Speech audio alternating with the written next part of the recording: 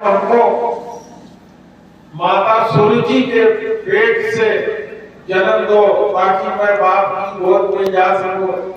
और भी बहुत सी कड़वी बातें बालक ध्रुव को उसने कहा। बालक बिफर गया, अपनी माँ के पास आया, सुनीति के पास, कहा माँ तुम कहती हो कि मेरे भी बाप वही है, मैं गया था और मेरी माता ने मुझे गोद में बैठने नहीं दिया। कहा बेटा तुम्हारी माँ ठीक कहती है, वहां जो तुम्हारी माता ने कहा उसने कोई गलत बात नहीं कहा।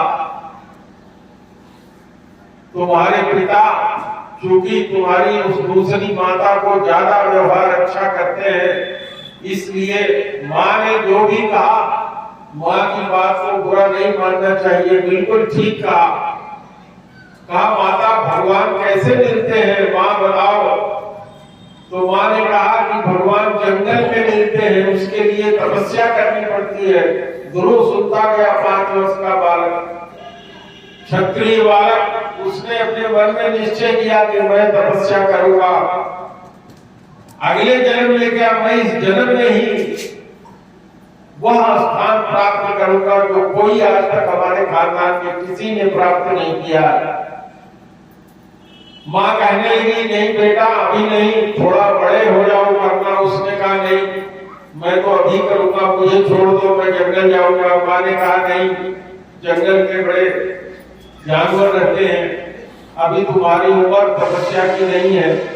जितना माँ उसको समझाती गई भगवान के बारे में विस्तृत रूप पूछता गया, माँ सुनी थी उनको भगवान के बारे में बताती गई कि भगवान सबका पिता है, वो परम पिता है, सबको एक बराबर प्यार करता है, संसारी जीवों की तरह से नहीं है कि जो उसकी ठकुर स्वामी कहते हैं उसकी सुनता है, जो उनको अच्छी बात बताते हैं उसका विरोध करता है। कहा माँ मुझे ऐसे ही पिता से मिलना है।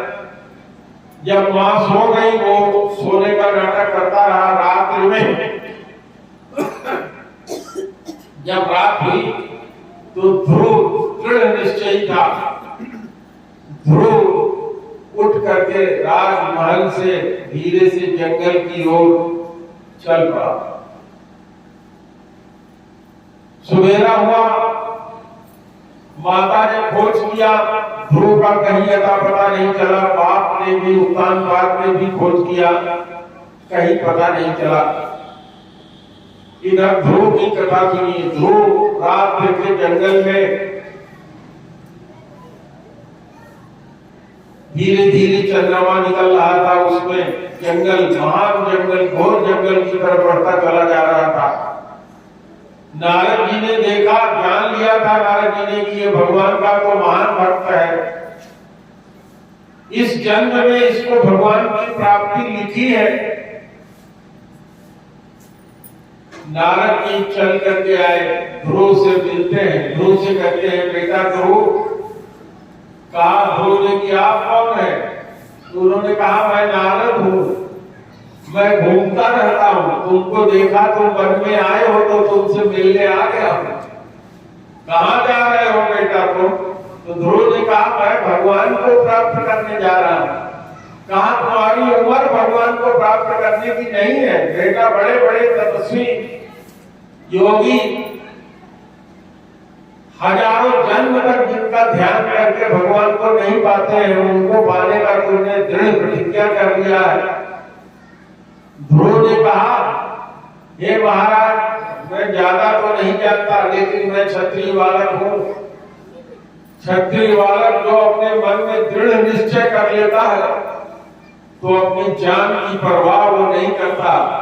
महाराज आप नारद हैं तो मुझे रास्ता बताइए, कैसे मैं भगवान को प्राप्त कर सकता हूँ। नारद ने देखा, नारद ने समझाया ध्रुव को, देखो ध्रुव संसार की नीति ऐसी है कि जो अपने बराबर के होते हैं, ज्ञान में, धन में, उनके साथ बराबरी का व्यवहार करना चाहिए। जो अपने से ज्यादा ज्ञानवान है उनका सम्मान करना चाहिए। जो भगवान का और संसार के दूसरे लोगों की के लिए बुराई का कार्य, गलत व्यक्तित्व होते हैं, ऐसे लोगों की उपेक्षा करनी चाहिए। उपेक्षा समझते हैं आपको क्या होता है? उपेक्षा कितने लोग समझते हैं? आप बताइए। ठीक, एक आदमी केवल जान रहे हैं। उपेक्षा का मतलब होता है कि ऐसे लोगों पर अगर आपके सामने आ रहे हैं तो उनसे न तो व्यवहार करना है, न उनका अपमान करना है। जब तक वो रहे शांत रहिए, उनकी बात सुन लीजिए, उनका समय बीते आपके पास से चले जाए, यह उपेक्षा होती है। अगर उनसे बहुत बात में प्रीत व्यवहार आप नहीं बढ़ाएंगे तो बहुत देर तक वो आपके पास रुकेंगे नहीं, थोड़ी देर बाद चले जाएंगे। तो ऐसे लोगों की उपेक्षा करनी चाहिए। अपेक्षा का मतलब होता है किसी से कुछ चाहना, और उपेक्षा का मतलब होता है किसी पर ध्यान न देना। बहुत तरह से नारद जी ने समझाया। अंत में जब ध्रुव तैयार नहीं हुआ तो ध्रुव से उन्होंने कहा तुम यहाँ से मधुबन की तरफ जाओ। मधुबन में वृंदावन है, वहां यमुना जी बहती है, वहीं भगवान का शाश्वत निवास है। और सुनो, मैं तुमको एक मंत्र देता हूं। यह मंत्र है ओम नमो भगवते वासुदेवाय। यह मंत्र दिया और कहा कि जाओ इस मंत्र का सतत ध्यान करना, यमुना जी में स्नान करके भगवान का ध्यान और भजन करना, तुम्हारा कल्याण हो। सब तरह से समझाने के बाद भी जब ध्रुव नहीं माना तो वो समझा करके चले गए। ध्रुव तपस्या के लिए गया, यमुना जी में उसने स्नान किया। यमुना जी में स्नान करके मधुबन में उसने तपस्या करना शुरू किया। कुछ दिनों तक तो एक मीटिंग, 3 दिन 4 दिन के बाद, एक हफ्ते के बाद थोड़ा सा कहीं से फल प्राप्त करके उसको खा लेता था। उसके बाद फल को भी छोड़ दिया, केवल जल पर तपस्या करने लगा। जल को भी उसने छोड़ दिया। दूसरे महीने 5वें महीने तक पहुंचते पहुंचते उसने वायु पीना शुरू किया। वायु, केवल वायु, सांस लेता था, सांस से भगवान का भजन करता था। और 5वें महीने में उसने एक पैर पर खड़ा हो गया, दाहिने पैर पर, और केवल श्वास जो लेता था उसके सहारे उसने दाहिने पैर के दाहिने अंगूठे पर खड़ा हो गया और उसने अपने श्वास की गति भी रोक दी। अपने हृदय में संसार से सब कुछ को हटा करके भगवान का ध्यान करने लगा, मंत्र का जप अपने मन के अंदर करने लगा। समस्त जीवों की श्वास की गति रुक गई, क्योंकि उसने अपना तादात्म्य स्थापित कर लिया था। ब्रह्म से, प्रकृति से उसने तादात्म्य स्थापित कर लिया था।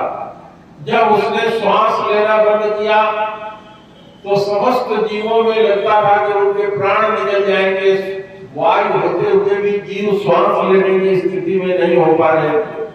धरती दाहिनी तरफ को, जिधर ध्रुव अंगूठा दबाकर खड़ा हुआ था, उस तरफ धरती झुक गई। त्राहि त्राहि मची। ब्रह्मा जी सहित सब लोगों ने भगवान की स्तुति किया, प्रभु ये क्या प्रलय होने वाला है। भगवान ने कहा ये उत्तानपाद का पुत्र घोर तपस्या कर रहा है, मैं जाता हूं और उसके मनोवांछित फल दे करके मैं उसे तपस्या से छुड़ाता हूं। भगवान आ गए ध्रुव के पास। भगवान ने कहा वो ध्रुव, मैं तुम्हारे पास आ गया हूं। लेकिन ध्रुव तो अपने मन के अंदर भगवान की छवि देखते हुए मन के अंदर ध्यान कर रहा था। फिर भगवान ने अपने शंख से ध्रुव के कपोल को, ओठ को जब छुआ दिया और भगवान ने अपनी गति ध्रुव के अंदर से खींच लिया, तब उसकी आंखें खुली। उसने सामने भगवान को देखा। उसके मुख से वाणी नहीं फूट रही थी। जब भगवान ने अपने शंख से स्पर्श करा दिया, शंख ज्ञान का प्रतीक है, शंख के स्पर्श होने मात्र से उसे वेदों जैसा ज्ञान हो गया और उसने वेद के मंत्रों से भगवान की स्तुति किया। भगवान ने कहा, ध्रुव क्या चाहते हो? उसने कहा, हे प्रभु, मुझे अखंड राज्य चाहिए, बाप की गोद चाहिए और मुझे वह स्थान चाहिए जो आज तक संसार में कोई प्राप्त न किया है और आगे भी कोई प्राप्त न कर पावे। कम से कम मेरे खानदान में तो किसी ने प्राप्त न किया। भगवान ने कहा, तुम्हें दिया। हे ध्रुव, तुम जब यहाँ लौट के जाओगे, तुम्हारा पिता तुम्हें अपने अभिनंदन करेगा, रास्ते से ही तुम्हें गोद में लेगा। तुम्हारे भाई उत्तम की शिकार खेलते समय मृत्यु हो जाएगी यक्षों के हाथ से। 36,000 वर्ष तक तुम अखंड राज्य करोगे और मौत के सर पर पैर रखकर सशरीर तुम्हारे लिए मैं एक ध्रुव लोक बना रहा हूँ। आप लोग जो कहते हैं शादी में ध्रुव तारा दिखाया जाता है शादी के जोड़ों को, वो ध्रुव लोक में बना रहा हूँ जो मेरे लोक के पास है, यहाँ तक कोई पहुंचता नहीं है। उस लोक में तुम्हारा निवास होगा।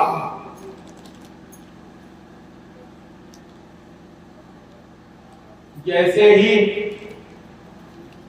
भगवान ने उसे ज्ञान दिया और वरदान दिया, ध्रुव को बहुत पछतावा हुआ। उसने कहा कि हे प्रभु, मेरी मति मारी गई, मैंने इतनी तपस्या और इसके बाद भी आपसे क्या मांगा? संसार और संसार से परम पद। मुझे तो मांगना आपका प्रेमास्पद परम पद, आपसे निरंतर अभ्यंतर प्रेम, अंदर का प्रेम आपसे मांगना चाहिए था, नहीं मिला। प्रभु, मैं अज्ञानी हूँ, मैंने इतनी तपस्या के बाद भी जो प्राप्त किया वो संसार की ही तो सारी वस्तुएं है। प्रभु, मुझ पे कृपा कीजिए। भगवान ने कहा, ध्रुव, 36,000 वर्ष राज्य करने के बाद तुम एक बार फिर तपस्या के लिए आओगे, तब जो तुम चाह रहे हो मेरे प्रेमास्पद परम पद को, वो मैं तुझे प्राप्त कराऊंगा। तो प्रेम से बोलिए, भक्त ध्रुव की जय। एक बार हम लोग कीर्तन करें। हरे कृष्ण कृष्ण कृष्ण हरे हरे, हरे कृष्ण कृष्ण कृष्ण हरे हरे, हरे राम राम राम हरे हरे,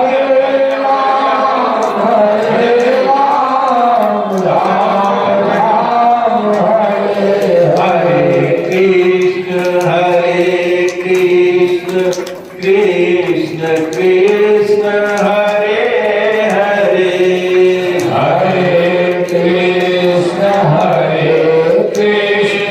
कृष्ण कृष्ण हरे हरे,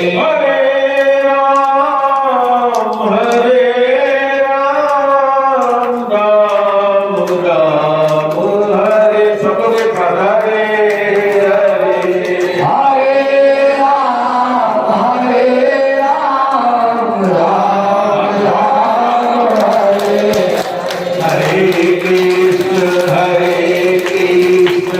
कृष्ण कृष्ण हरे हरे, हरे कृष्ण कृष्ण कृष्ण हरे हरे,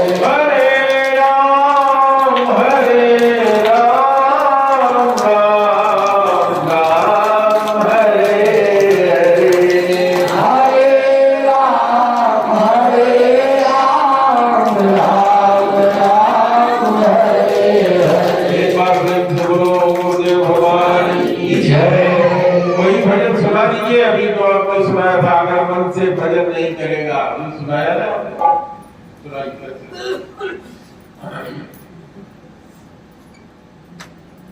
आरती की तैयारी कर लीजिए। ध्रुव की कथा इसके बाद में सुनाऊंगा और उसके उपरांत आरती होगी।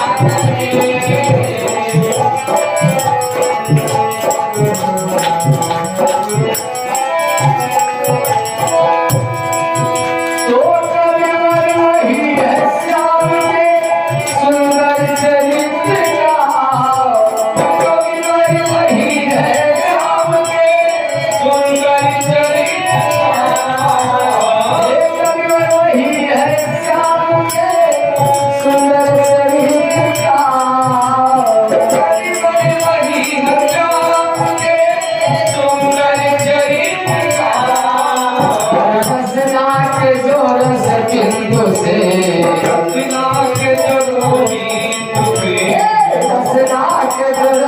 किंतु से वर्ण किया करे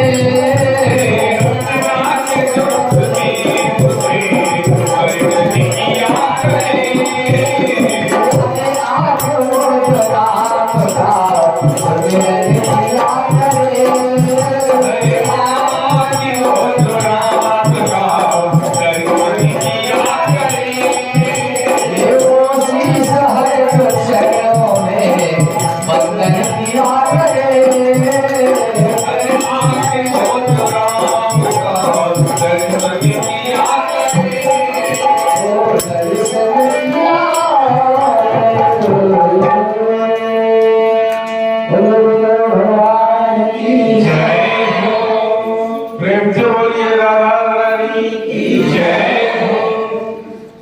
कल कथा में कितने लोग आए थे जो आज भी हैं, जरा हाथ उठा दे। आधे आधे से तो भेज दिया। कल मैंने आपसे चर्चा किया था कि हमारे सारे ज्ञान के स्रोत वेद है और वेद में 6 दर्शन निकले हैं। उस 6 दर्शन में अंतिम दर्शन वेदांत दर्शन है और उस वेदांत दर्शन में एक पुस्तक वेद व्यास जी ने लिखा है जिसका नाम है वेदांत दर्शन। उस वेदांत दर्शन में की जो व्याख्या है वह श्रीमद् भागवत के रूप में लिखी हुई। इस वेदांत दर्शन में 4 अध्याय है। हर एक अध्याय में 4-4 अध्याय है। इस तरह से कुल 16 अध्याय है। मैंने कल शुरू में कहा था उसका प्रथम सूत्र है अथातो ब्रह्म जिज्ञासा। ब्रह्म क्या है, ब्रह्म के बारे में हम जाने। उसका दूसरा सूत्र था जन्मादश, जिस पर ये भागवत है। तो उस ब्रह्म सूत्र में कुल 500 कुछ सूत्र है। उन्हीं 500 सूत्रों की व्याख्या नाना प्रकार के कहानियों में, कथाओं में, भागवत में लेकर के किया गया है।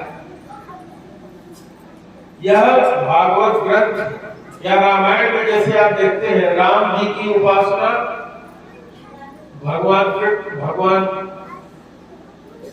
शंकर के द्वारा, ब्रह्मा जी के द्वारा, वेदों के द्वारा, ऋषियों के द्वारा बार बार कराया गया। तो क्या वो लोग पागल थे? नहीं। भक्ति का एक स्वरूप है, एक दर्शन है जिसमें जिसकी हमें भक्ति करनी है, किसी बहाने से, किसी स्वरूप से, उसी के नाम का, रूप का, यश का, गान का हमें करना चाहिए। तो उसी वेदांत दर्शन के एक सूत्र की और मैं चर्चा करूंगा आपसे। ब्रह्म सूत्र के 4 अध्याय के 4था खंड जो ब्रह्म सूत्र में मैंने कहा था 4 अध्याय, तो 4थे अध्याय के 4 अध्याय।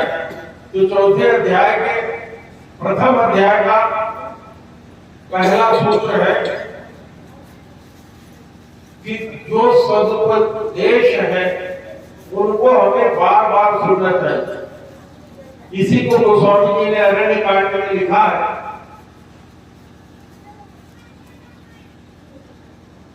शास्त्र सुचिंतित पुनि से ही, उसी की हिंदी किया है।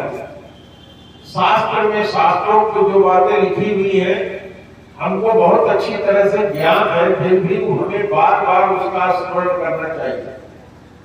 तो श्रीमद् भागवत में जितनी भी ये कथाएं हैं उनकी आवृत्तियां, एक एक सूत्र की एक्सप्लेनेशन है। अन्यथा ये बात समझ में नहीं आती कि श्रीमद् भागवत में ये सब कथाएं किस लिए क्यों आ रही हैं। तो आप देख रहे हैं कि पहला चीज क्या है? सत्संग। सत्संग का असर होने से व्यक्ति के जीवन में क्या हो रहा है? उत्थान हो रहा है। चाहे वो नारद जी का हो, चाहे शंकादिक ऋषियों का हो, सभी के जीवन में सत्संग से उत्थान हुआ। तो उसी सूत्रों की एक एक सूत्र की व्याख्या है। अभी आप और कल भी जितने कल परसों 7 दिन में मुख्यमंत्री जितनी कथा सुनते हैं सब में उसी तरह की चीज है। इसका मतलब यही है कि हमको जो भगवान के हम वंदन कर रहे हैं, कीर्तन कर रहे हैं, ये जब हम बार बार करेंगे तो जैसे आपने इस भजन में भी सुना कि है मन, अगर तू राम का भजन नहीं करेगा तो क्या करेगा? कभी तुम्हारा मन लगेगा नहीं उधर, और जो तुम संसार से जाना चाहते हो, मुक्ति चाहते हो, मिलेगा नहीं।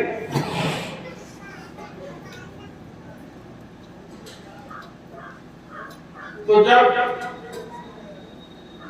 ध्रुव जी ने अपनी तपस्या पूरी कर लिया, भगवान से आशीर्वाद पाया, और इधर नारद मुनि आए उत्तानपाद के दरबार में। उन्होंने कहा,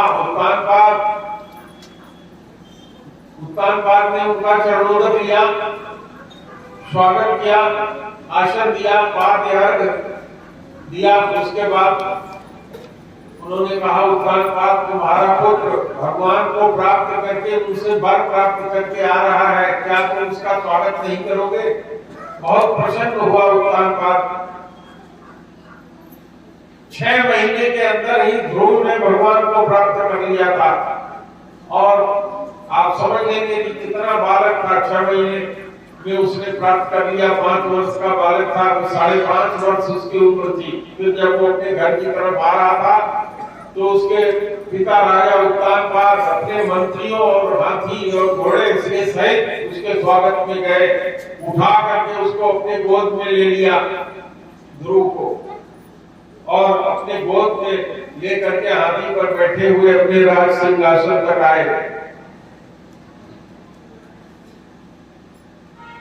ध्रुव के आने से उनके पिता के राज्य में भगवान की कृपा और संगत की परम पुनीत स्थिति उत्पन्न हुई। कुछ दिन की बात है, 10-11 वर्ष के होने के बाद उनका भाई उत्तम वन में शिकार के लिए गया था। वहां गंधर्व लोग भी शिकार के लिए आए थे। किसी एक शिकार को लेकर के आपस में झगड़ा हुआ, मैंने मारा है, उसने कहा मैंने मारा है। उसी में उत्तानपाद के पुत्र उत्तम की हत्या गंधर्वों ने कर दिया। गंधर्वों के राजा कौन है? कुबेर जी, धन के प्रति है, देवताओं के धन के स्वामी महाराज कुबेर है। वो यक्ष और गंधर्व है। इधर पिता ने राज्य ध्रुव को दे दिया। ध्रुव ने बहुत बड़ी सेना लेकर के यक्षों के ऊपर चढ़ाई किया। बहुत से यक्ष पतियों को, यक्षों को युद्ध में उन्होंने मारा। संघार निरंतर चल रहा था ध्रुव के द्वारा।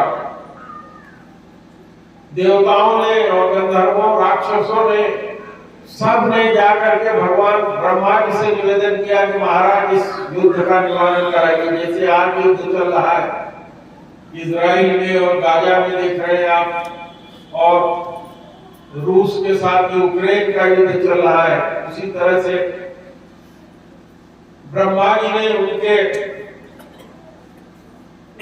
स्वयंभू मनु जी को भेजा। ब्रह्मा जी, स्वयंभू मनु सब लोग स्वयं आए। कुबेर को भी साथ में लेकर के आए। कुबेर जी भी जो स्वयं युद्ध में थे, कुबेर को और ध्रुव में आपसी सौहार्द कराया। भगवान के प्रति प्रेम का समय आ गया था। ध्रुव अपने राज्य में वापस लौट करके आया। ध्रुव ने अपने मन से माफ कर दिया, और ध्रुव जब लौट करके आया 36,000 वर्ष तक उसने अपना शासन किया। और फिर अपने पुत्र को राज्य सौंप करके ध्रुव भगवान के प्रेमास्पद परम पद को प्राप्त करने के लिए फिर से तपस्या के लिए गया। जब तक जीवन में वो रहा, भगवान का ध्यान, भगवान का कीर्तन, भगवान का मनन करता रहा। न्यायोचित ढंग से उसने राज्य किया। आप लोग तैयार हो जाइए आरती लेकर के, तो शुरू करिए। कल बाकी कथा हम लोग आगे की कथा कल शुरू करेंगे। समय 10-5 मिनट है जरूर, लेकिन बेहतर होगा कथा पूरी नहीं होगी तो शुरू जला लीजिए आप। तब तक एक भजन सुना दीजिए जब तक आप जला